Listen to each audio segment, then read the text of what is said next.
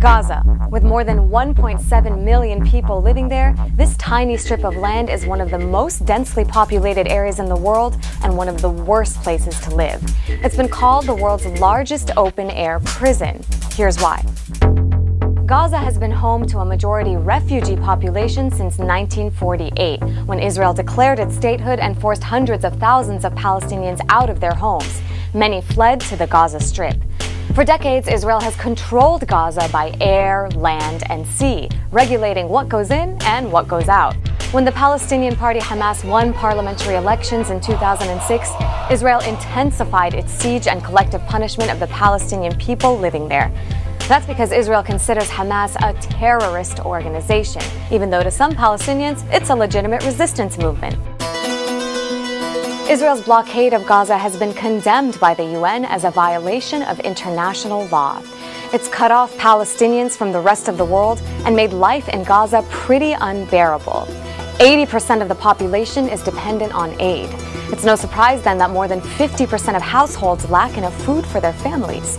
Water is also a huge problem, with more than 90% of Gaza's water unsafe for drinking.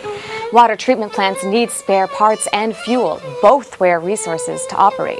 Medicine and doctors are also in short supply, and only those with immediately life-threatening conditions are allowed to travel out of Gaza for healthcare, if they're lucky.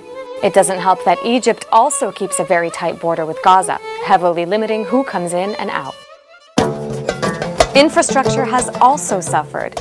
Basic items like cement, gravel, and steel are largely banned from entering Gaza. That's because Israel says they could be used to make weapons. So basically, Gaza can't build enough to keep up with its growing population. There are also frequent power outages due to fuel shortages for up to 12 hours a day. And Gaza's economy? It's paralyzed. Israel limits Gaza's exports to only 1 truckload of goods per day. Its unemployment rate is one of the highest in the world at nearly 40%.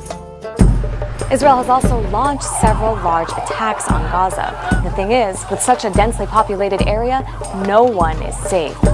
Israel says these operations are in response to the indiscriminate firing of rockets by armed Palestinian groups in Gaza.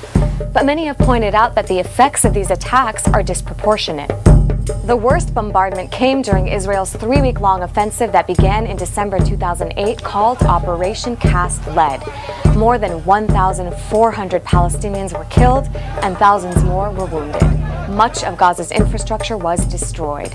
Then in November 2012, an 8-day operation killed 133 people. One airstrike alone took out 12 people in one family, including 5 children. And the Israeli bombardments continue to this day. That's a glimpse of life in Gaza. And for a generation of young Palestinians who've never been able to leave, it's all they know. So the next time you see Gaza in the headlines, don't forget what you just heard.